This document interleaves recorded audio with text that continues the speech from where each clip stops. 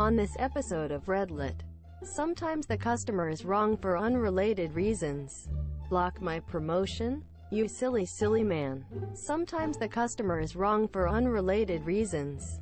Due to the well of my friends, deaf not an axe murderer, date recommendations drying up, I have turned to that most sacred of modern relationship institutions, online dating. As a very busy person trying to get it in with other very busy people, I prize honesty and directness above all else when it comes to profile creation. I include full body shots in my photos, try to minimize the use of my space angles and selfies, and write at the very top of the summary caption profile that I am fat. Not curvy, not thick, not lots to love, I'm fucking fat. I'm not ashamed of it, but I also know that weight is a deal breaker for lots of people. I don't want to waste anyone's time. About a year ago I met Evan via Tinder. We exchanged friendly messages for a few hours one night and agreed to meet up for drinks the following evening. I waited for a full hour past the designated time, and just as I was getting up to leave, the texts started rolling in. Greater than, I can see you sweating from here. Greater than, how long does it take you to roll out of bed every morning? Quote. Greater than, is there an earthquake or are you just getting up for more pretzels? Quote. Really idiotic, juvenile shit. 4 separate numbers, commenting on things like my clothes, which clued me in that the senders were nearby. This went on for 15 minutes before I finally saw Evan, trying to hide in at a corner table and giggling with a group of buddies. I made eye contact, saw that he saw me, and then walked out. The texts kept up until I blocked the numbers a few hours later. I ran into Evan about 3 weeks later. We got on the same elevator, and he tried really hard at being super interested in the emergency phone instructions. I just confronted him, and he admitted it was just some game that him and his friends play. He knew I was fat before agreeing to meet up. They all did, because that's what they do. Match up with fat women, then either ghost them or troll them at the meetup. It was also kinda obvious he'd never seen any consequences from this bullshit, as he was sweating pretty hard and looked more humiliated than I felt. I just said whatever and walked out, expecting to never see him again. About a month ago, some local foodie wrote a great review of the restaurant I own, and we've been slammed ever since. In the past, I stayed mostly in the kitchen, but I've been doing more and more front of house stuff lately. And Valentine's Day I was working a bit of a split between the two. I saw Evan just as he was pushing in his date's chair. My name isn't on the restaurant, and he didn't see me. I checked the section up at the hostess stand and saw that one of my favorite old-timers, Nan, was going to be his waitress. I went to the bar till, took out $400, put it in her hands, and said, "This is going to be your only table for the rest of the night. You're going to make this the worst date he has ever been on." She spilled every single thing she brought out to the table, all over him as her eye was waiting for him to blow up on Nan. But he bottled it up, obviously trying to make a good impression on his date. She seemed like a perfectly lovely lady. I told Nan to make sure everything was good for her and terrible for Evan. She poured ice water on his dick. She smacked the back of his head with the edge of a tray. Spilled soup on his shirt. Dropped every fork he asked for. I personally oversalted his food. Used the shit liquor for his drinks. Used flour instead of sugar on his dessert. To be honest, I don't know why he didn't just walk out. He must have really wanted to fuck this woman. Finally, he cracked, demanded Nan find the manager and bring her out. I was only too happy to emerge from the kitchen with my chef's coat and say what? I'm not ashamed to admit, I'd been planning out all night. I would have said hi earlier, but I didn't want the earthquake to disturb your dinner. I will savor the look on Evan's face for the rest of my life. He was a little too flummoxed to explain, so I pulled a chair up to the table and introduced myself to his date. Amanda, Told her how I met Evan. Showed her some fun old messages. Then I gave her a voucher for a free meal on her next visit and told Evan to get the fuck out and never come back. He deleted his Tinder profile. Block my promotion? You silly man. This was a few years ago. I got a job in a cinema. I was 4 or 5 years older than most of my coworkers, whom it was most of their first jobs. Having had a couple of jobs previous and a few years of maturity under my belt, I quickly became a very valued employee. So much so, I was given a promotion to supervisor within 6 months. The general manager loved me. I was a Swiss Army knife. I would take care of projection duties when the projection manager was at our other sites. I dealt with the busy periods very calmly and was able to diffuse potential situations into getting worse. I was very good at my job. I would be in charge of the building when whatever manager was there had to step out. We had 1 GM and 4 floor managers. They all liked me because I made their jobs a lot easier. When I was working, they didn't have to work as hard, and when it wasn't busy, they didn't have to work at all. 2 more years go by and one of the floor managers says she's leaving in 3 months. Without having to say it, I know I'm going to get her position.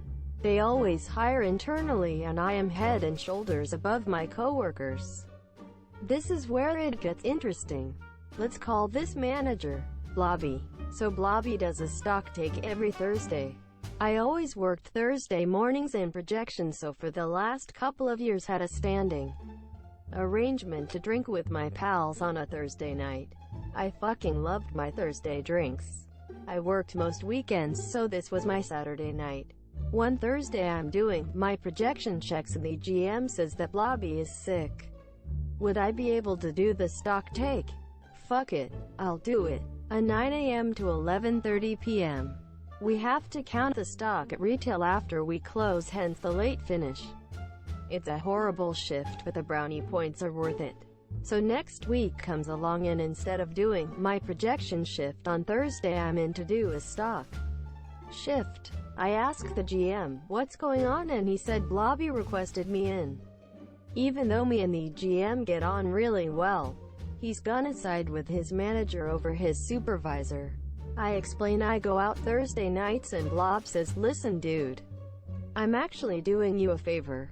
When the manager job comes up and you know how to do the stock take in orders, it will look fantastic and you'll 100% get the job. I grit my teeth and go along with it. It makes sense to learn another avenue of the job.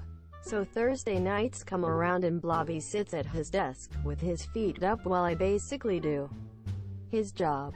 It's not a difficult task, and after a month it's a piece of piss. Let me paint a picture of Blobby. He's short, fat and balding, ear pierced. Thinks he's cool, but he really isn't. Think David Brent from The Office. Keep him on your side and work is a lot easier because he can be quite petty, but what he done next was far from petty. 3 months go by and we've 1 week left before our manager leaves. They start the interview process, but for some reason the owners decide to sit in and do the interviews. Really strange. So the interview starts and I'm hit with, how do you expect to be our manager if your timekeeping is so poor? Quote, they have a list of times I clocked in late. 5 minutes here, 7 minutes there. The thing is, timekeeping wasn't an issue. You come in late the odd time, and then if they needed you to stay back, most would. Take a penny, leave a penny scenario. But these guys go to town on me. They have surveillance footage of me taking in a delivery, which isn't part of my job, without wearing a high-vis jacket. Your complete lack of concern for safety regulations is appalling. Emails from a few irate customers over the years that complained about me. I done the right thing in all those circumstances, but taken out of context look like I was in the wrong. I be given up fighting my corner. I know I'm not getting this promotion. My coworker got it. If it wasn't me, I was happy it was her. She was also very good at her job and would no doubt make a fine manager. So after giving so much for the company over 3 years, I found myself doing things half-assed. Why go the extra mile when it wasn't appreciated? So I'm still on stock duty on a Thursday night, while Blobby is down dealing with a customer. I'm in the office inputting the stock figures. I accidentally closed the program as I opened Blobby's folder, where the program is, and see a file saying discrepancies. I don't know why I clicked in, but I did. I see my name, Mumbly Bum's folder. Of course I'm going to click in and see what's going down in Funky Town. I'm fucking shocked. There are about 5 subfolders in my folder. Lates, dangerous delivery, potential stealing, associates, and hungover. We've already talked about lates and dangerous delivery. The stealing one is me leaning over a closed till but looks like I'm trying to hide something, which I wasn't. Utter nonsense. Associates is pictures of me standing with my coworkers chatting when it wasn't busy, and hungover was screenshots from my Facebook when I was out the night before and then in work the next day. It was clear as day that this cunt handed this information to the owners. Finishing up that night was so fucking tough. I wanted to rip that earring out and pop his baldy head like a pimple, but I played it cool and finished my shift. Monday comes around and I asked to talk to G. Monsieur. I explain what I've found, and it's really serious, because it's invasion of privacy. CCTV should only be used to review footage when something goes wrong, not used to stalk me. The GM says he only found out after the interviews were over. The reason he didn't do them was because he was also leaving. He was a good man and didn't bullshit around. He said Blobby hated me. Don't know why, but he was always bringing up issues with me. He then recommended me getting a new job because more than likely Blobby was gonna be the new GM, and my life there would be unbearable if he got it. So I talked to my brother and sister, who are a lot smarter than me, about what roads to go down. File a complaint? What's the point when the owners used his dossier against me? Bring him to court. Too much hassle for very little payoff. If you're still reading, I applaud you. High five. This is where it gets fun. Blobby wants the GM position more than anything. He has a bit of competition, but he's the front runner. I could spend the next 2 months looking for work, or could be ambitious and try to bury this piece of shit. I chose the latter. So I'm drinking with my girlfriend one night and we're joking around about how to get revenge. She scared me a little with her suggestions. Some tame ones like key his car and then a straight jump to burn his house down. If any authorities are watching, we were only joking. And just like that, fat boy signed his own death certificate. Whilst I'm on the stock shift, he makes a passing remark. We have to start nailing this stock take down to the last popcorn kernel. The yearly stock take is in 6 weeks, and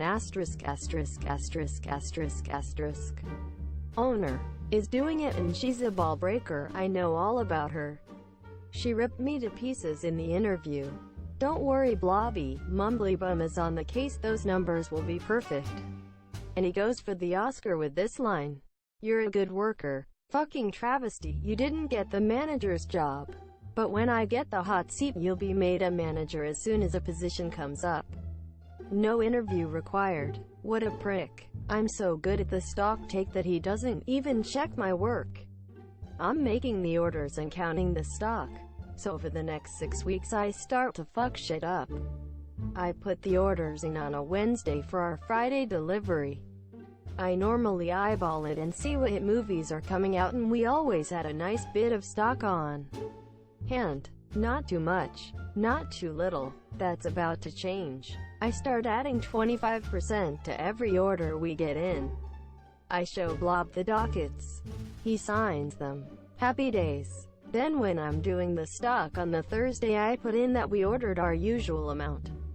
The system balances on the computer, but what we have in the stock rooms is a lot more. I do this for the next 4 weeks. I'm royally fucked. If he ever actually looked in the stock rooms, they're nearly exploding with product. Lucky for me and unlucky for him. He's a lazy cunt. It's the last week before the ball breaker does the end of year stock take. I balance everything on the computer as usual. Before we call it a night, I tell him to check the pre-sales tomorrow.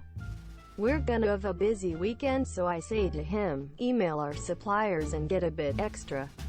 It will all get used anyways and we're looking perfect on the stock count. Granted, I've been adding on 25% for the past month or so, but he goes ultra blobby and bangs out an emergency email to our suppliers asking could they double the standing order for tomorrow. Check fucking mate. When I get home that night, I type up my resignation letter. I ask the GM, who has a couple of weeks left, if I can leave immediately due to unforeseen circumstances. He agrees because he's a good man and gives me his personal number and an amazing written reference. Wishes me the best and thanks me for all my hard work. Like Andy DeFrance, I've crawled through a sea of shit and came out clean on the other side. I confide in one of the regular workers what I've done over a couple of pints.